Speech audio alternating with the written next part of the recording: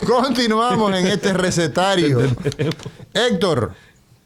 Yo te dije que esto estaba bueno, pero mira, yo quiero hacer una pregunta así como de primero de primaria, así como de tonto. Ajá. A veces los imbéciles son geniales. Mira, si en el mundo socialista, en el mundo comunista, que no queda nadie, vamos a decir Cuba. Cuba que tiene un sistema subsidiado, no por el Estado 100%. Si a Cuba fueran a hacerse cateterismo, el 100% de los pacientes que requieren cateterismo colapsaran ahí mismo. Si en República Dominicana, con el régimen subsidiado, subsidiado, el que se nace, la medicina que se le da al pueblo no fuera simplemente rehidratación, cuidar una diarrea y posiblemente un antibiotiquito para una neumonía.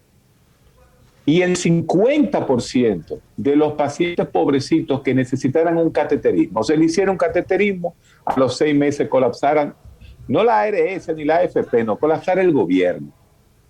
Entonces, a eso es que se juega cuando se habla de estos regímenes de seguridad social que tienen una, vamos a llamar así, se comparten entre lo que pone el Estado, lo que pone la empresa y lo que pone el paciente o el cliente.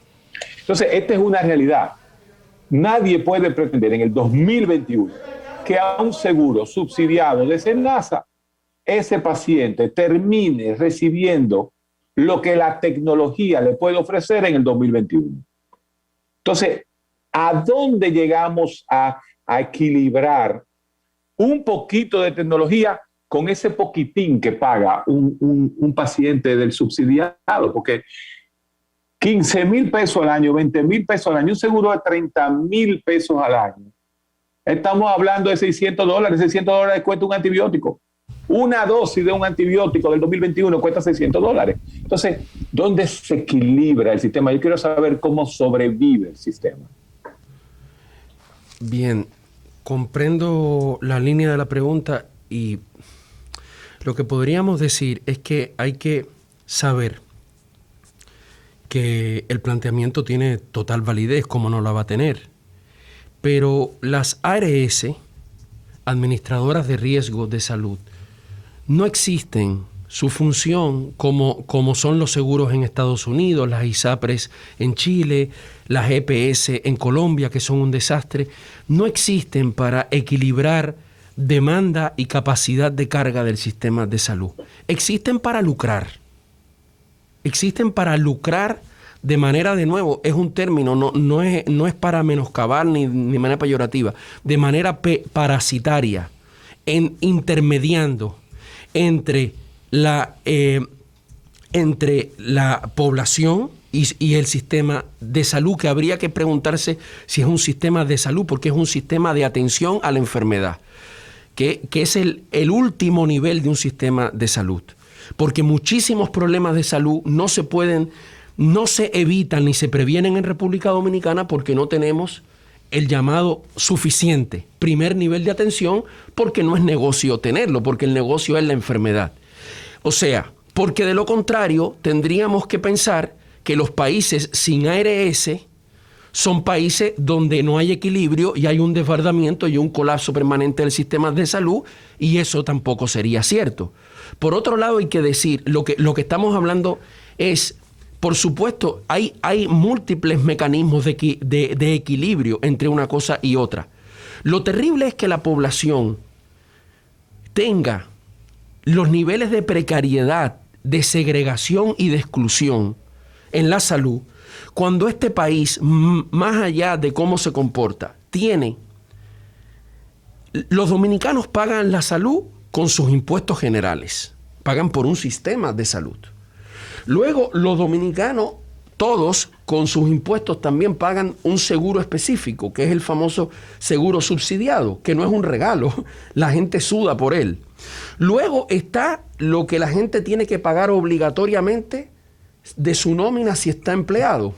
Luego está lo que la gente tiene que pagar en los planes complementarios. Y en quinto lugar está la famosa diferencia o el copago, que llega a ser hasta del 45% del gasto.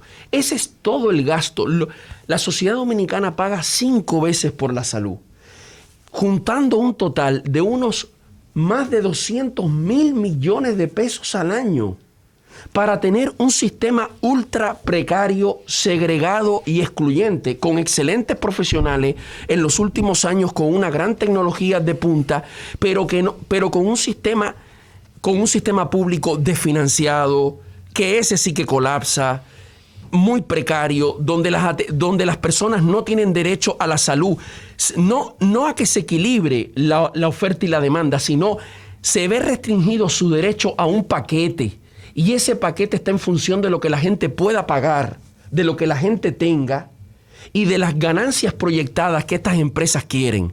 Y eso es absolutamente ilegítimo, contrario a la Constitución y contrario a la noción misma de seguridad social. Por lo tanto, lo que usted pregunta, doctor, es algo muy razonable, muy lógico, que ojalá se manejara bien, pero que claramente este mecanismo no lo maneja, sino lo que hace es mantener un sistema para el cual la sociedad paga más de 200.000 millones de pesos en la precariedad, la exclusión y la segregación.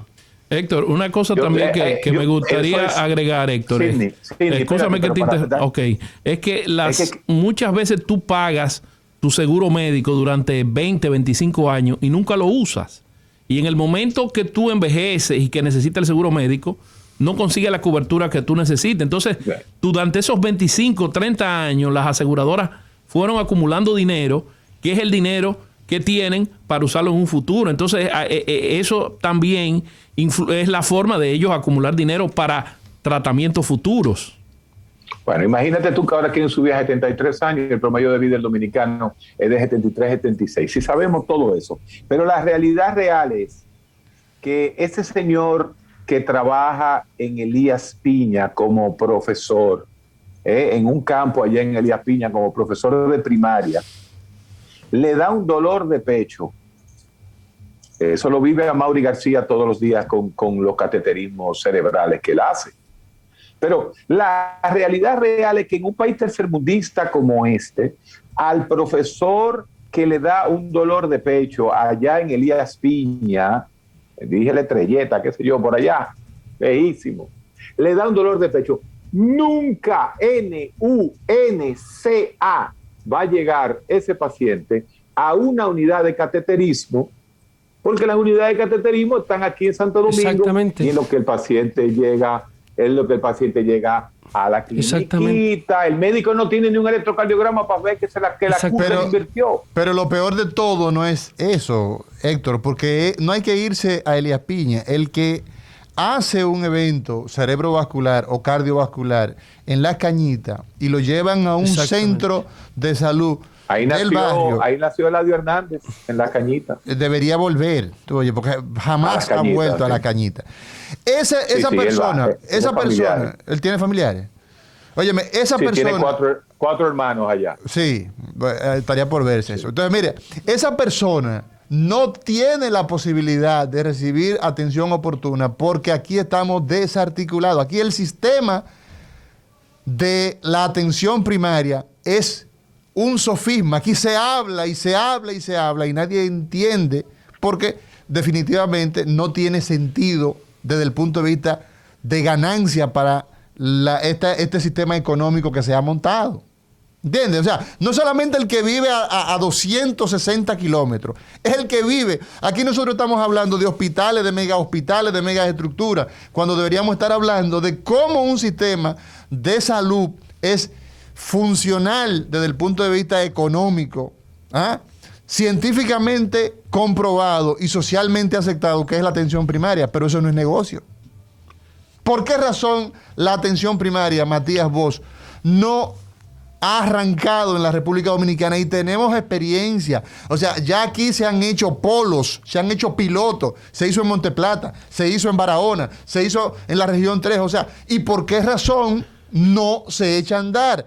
¿Dónde nos perdimos en el espíritu de la ley de la seguridad social? ¿Dónde fue que nos extraviamos? Esa pregunta que tiene que ver con la que hacía, con el planteamiento del doctor Guerrero Heredia, tiene que ver con una cosa.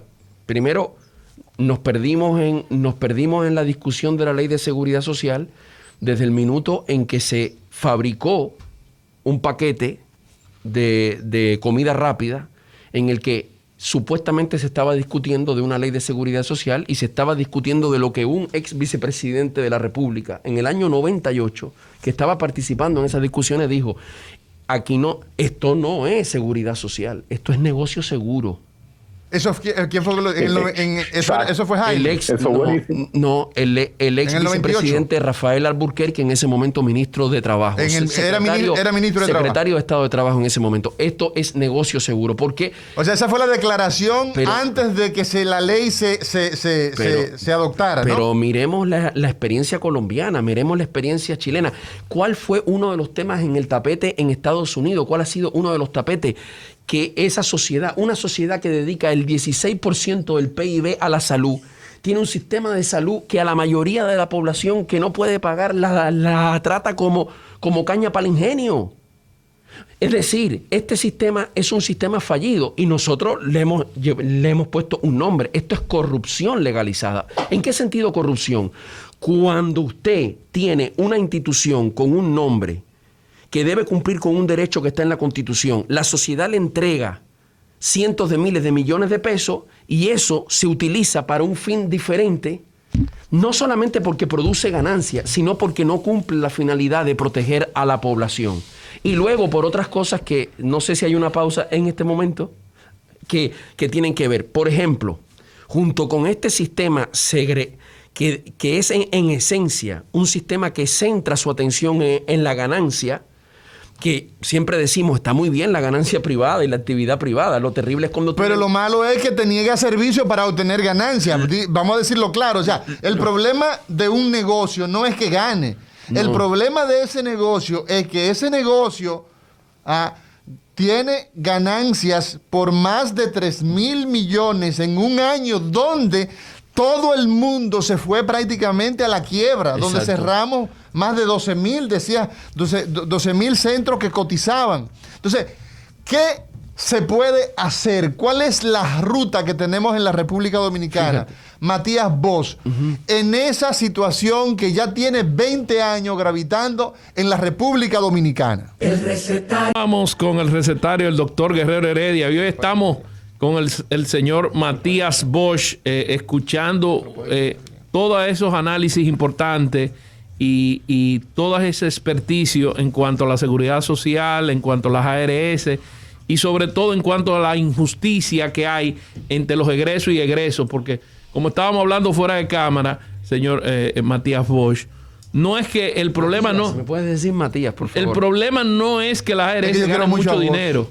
El problema es que las ARS no reinvierten el dinero en lo que deben invertirlo. Porque si nosotros pagamos por un servicio, el pueblo dominicano lo paga, las ARS deberían reinvertir en tipo de tratamientos nuevos, diagnósticos nuevos, medicamentos.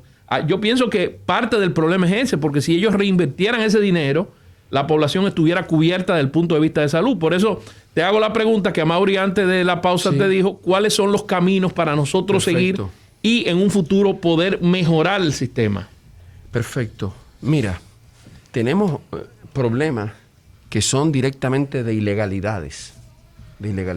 Primero, en República Dominicana no hay un plan básico de servicios de salud, porque ese plan básico, se le dice a la gente el plan básico y ese plan básico fue desechado violando la ley para tener un plan, el PDCS famoso, en función de los intereses de los agentes privados. O sea... es una primera cosa. O sea, la ilegalidad nuestra, en nuestro sistema de seguridad social, se vulneró en el momento que se introdujo el PDCS. Así directamente. En la ley original no está. Segundo, exacto. ¿Es correcto eso? Sí. Segundo, instituciones completamente secuestradas. Por ejemplo. Bueno, por ejemplo, desde las decisiones que se toman en todas las instancias del sistema de seguridad social, que por ejemplo permiten que la ley es como un mini parlamento autárquico, autónomo, que decide al margen de la ley, de la Constitución y de todo, para compensar intereses según las necesidades, que funciona en clave de grupos de interés y de grupos de presión. Eso no puede ser. O sea, mientras la Constitución de la República establece que es un derecho. Es un derecho fundamental. Fundamental, el derecho a la salud. Salud integral. Integral, que incluye el que la gente se le enseña a no enfermarse. Correcto. Que ese es el aspecto fundamental. O sea, Cuba probablemente no necesita tanto cateterismo. Reino Unido probablemente no necesita tanto cateterismo. Japón no necesita tanto cateterismo como los países pobres. ¿Por qué? Porque invierten en enseñarle a la gente a cómo no enfermarse. Sí, claro, eso es lo que eso hace que el sistema de salud y del punto de vista financiero, señores, yo les decía, invierten en medicina preventiva. Eso mismo. Hace 43 años, Matías, Sidney y todo el pueblo que nos sigue en este recetario de hoy, miércoles 5 de mayo del año 2021, 43 años hace que se hizo la declaración de la estrategia más maravillosa que hay en el mundo, que es la atención primaria. Enseñarle a la gente a cómo no enfermarse, a prevenir la enfermedad, a promover la salud, estilo de vida saludable. Ahora, nuestro sistema de seguridad social plantea la atención primaria, pero no se ha hecho de forma responsable caso a eso. Entonces, yo creo que cuando tú dices que hay ilegalidad, también está el tema de no hacer caso y desdecirse a lo que el mismo compromiso y el mismo espíritu de la ley llama, que es la atención primaria, por ejemplo. Exacto. Y ahí te lo voy a mencionar. Otra ilegalidad rampante y aberración es que las atenciones no se deciden en el Ministerio de Salud, que es la entidad autorizada política y técnicamente para decir cuáles son las necesidades de salud de la población, sino que se deciden en términos de intereses de los grupos de presión que existen en el Consejo de la Seguridad Social. Y ni siquiera solo en las reuniones, al margen, todo el mundo sabe cómo funcionan esas discusiones. Luego que las personas, imagínate la aberración en que las personas, si están en el seguro subsidiado, que no es subsidiado, lo paga el país con su sudor, ¿sí? Es el estatal. Reciben 5 veces... Lo pagamos todos nosotros con nuestros impuestos. Reciben 5 veces menos en cápita que el ya precario y miserable cápita del empleado común y corriente. ¿Cuánto es la cápita del contributivo? Mil y fracción, porque se actualiza, y el del subsidiado 200 y pico. Es decir, para cubrir los riesgos de salud de un paciente que lo pagamos todos. Sí. El subsidiado, el régimen subsidiado, se hace con 200 la quinta parte, con el 20% del otro cápita no da. Y por eso tú tienes un sistema completamente desfinanciado. El sistema público está quebrado. Fíjate, otra ilegalidad. La ley ordena que los empleados públicos deben estar en SENASA, porque es lógico, para SENASA sustentarse debe... O sea, eso lo plantea la ley. No, la ley lo establece. Pero sí, eso no entra en contradicción con el tema de que el trabajador tiene derecho a elegir la ARS a la que va. Sí, pero la misma ley, en sus pocas cosas razonables, dice: si el empleado público, si el Estado tiene un seguro para garantizarle el derecho, lamentable que ese es ARS, no hay SENASA, derecho, ¿no? no hay derecho que se pueda satisfacer con un carnet del seguro, porque el carnet de seguro es por naturaleza. El carnet del seguro por naturaleza trata a la persona como un riesgo, no como un sujeto de derecho. Es decir, un seguro funciona sobre la base de que yo no gaste tanto en el riesgo que tú representas. Pero si la ley establece que debe haber un seguro público, con toda razón la ley dice, bueno, si hay empleados que su dinero sale del esfuerzo del Estado, eso ayude a financiar el seguro público. Eso lo dice la 8701, sí, ¿verdad? Entonces, lo que significa, escúchame, Matías, lo que significa que todos los empleados públicos, entonces, de forma razonable y lógica, amparado en esa ley, deberían ser cotizantes de ARS Senasa, o sea, deberían pertenecer a ARS Senasa. No es que nosotros creamos que ese seguro es la solución. Lo que nosotros estamos diciendo es lo que dice la ley. La ilegalidad. Y lo reafirmó el Tribunal Constitucional en un dictamen de 2019, que es porque las ARS lo recusaron y dijeron, no, eso es así y tiene que ser así. Hay un amparo que ellos sometieron, 3 ARS. Situación a diciembre de 2020. Pese a una ley y a una sentencia del Tribunal Constitucional, el 42% de los empleados públicos están en ARS privadas. ¿Tú sabes lo que significa eso? ¿Cómo se logra eso si no es a través de mecanismos irregulares? ¿Cómo las ARS mantienen, pese a una sentencia del Tribunal Constitucional, el 42% de los empleados públicos? Luego dijeron, va a haber financiamiento del sistema falso y va a haber competencia entre las ARS. Mentira. Se ponen de acuerdo. Alrededor del 70% de los afiliados están en las manos de 2 ARS. ¿Y esas ARS qué son? Vámonos a los dueños y a los accionistas de esas ARS. Las 2 son de capitales foráneos y no son de empresas que tengan que ver ni con salud ni con seguridad social. Son empresas que bregan para ganar dinero.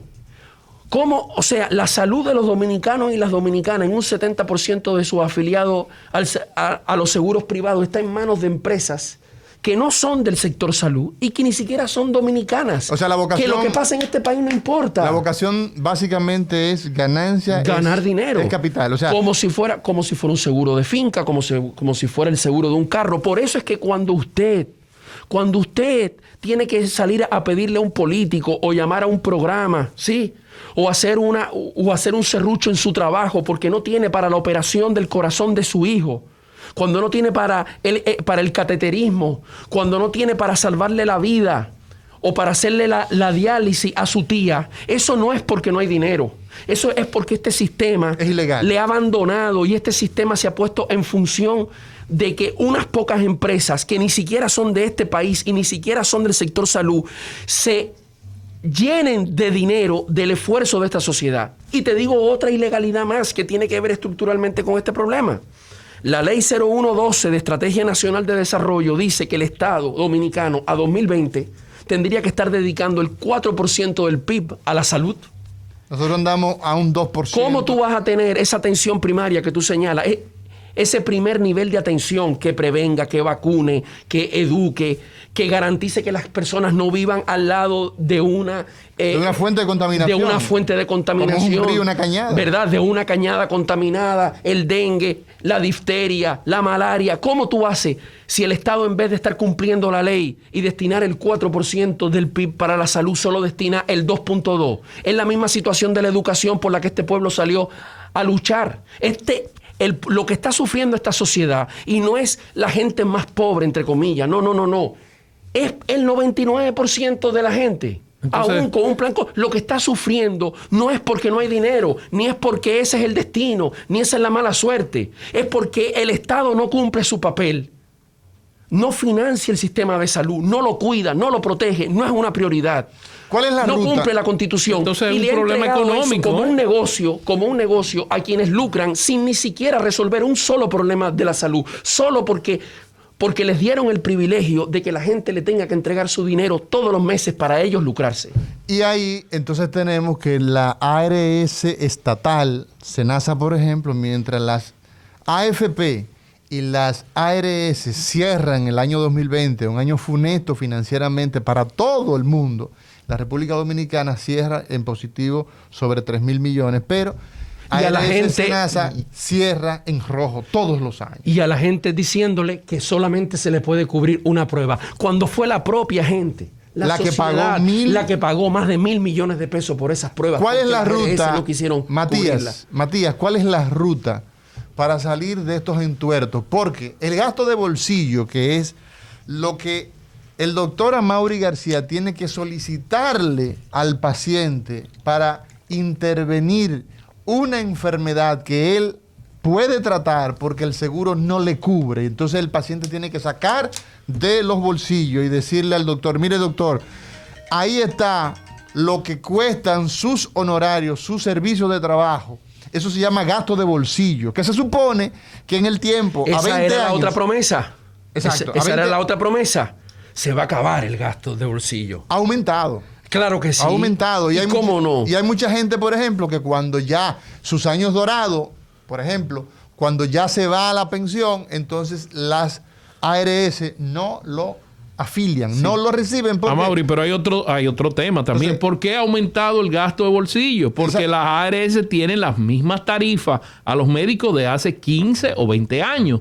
No ha aumentado el tarifario de acuerdo, primero, al aumento de la inflación. No ha ido subiendo el porcentaje de las tarifas de los médicos por la inflación. Y segundo, no ha agregado todas las partes diagnósticas nuevas que tienen un costo. Entonces, es imposible que un médico pueda hacer un servicio excelente, un paciente interno, por 800 pesos al día. Porque es que 800 pesos ni un carpintero te va a cobrar 800 pesos, te va y te da dos martillazos y te cobra 5,000 pesos.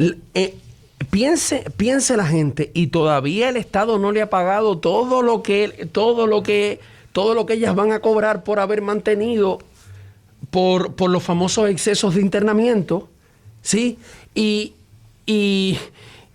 Y nosotros no estamos considerando todo lo que el Estado le pagó, todo lo que el sistema les pagó para mantenerle el seguro a las personas que estaban en fase. No pusieron un peso de sus ganancias, al contrario, como vimos, más que la duplicaron. Entonces, esa es otra ilegalidad, no haber aumentado las tarifas de los médicos. Más que lo duplicaron. Y mientras tanto, los profesionales, médicas, médicos, enfermeras, enfermeros, todo el personal sufriendo las de Caín, teniendo que aceptar un ajuste de la tarifa en la atención a COVID como si fuera un boroneo, una migaja, a la gente diciéndole que te cubren hasta aquí, manteniendo a las personas en zozobra. Recordemos que a principios de año, nosotros ya no vamos a cubrir más lo que las personas gasten de más en la UCI. Tú puedes, ¿cómo un país puede estar constantemente chantajeado con sus trabajadores y profesionales de la salud, viviendo en esas condiciones, con las personas con sus derechos restringidos, teniendo que pagar un 45% de gasto de bolsillo, cuando tú ves que es un sistema que produce inmensas ganancias? Así es, son 6,000 millones de pesos que entre las AFP y las ARS, de acuerdo a pandemia de ganancias de las AFP y de las ARS, un trabajo publicado, Fundación Juan Bosch, y autoría de Matías Bosch y de Iron Fernández. Vamos a una pausa y cuando regresemos, Matías, vamos a hablar de cómo se puede corregir estos entuertos. Primero, voluntad política, digo yo. Claro. Pero vamos a ver cómo nosotros, la Seguridad Social, las ARS, las AFP y las de riesgos laborales, nosotros podemos hacerlas más seguras socialmente hablando.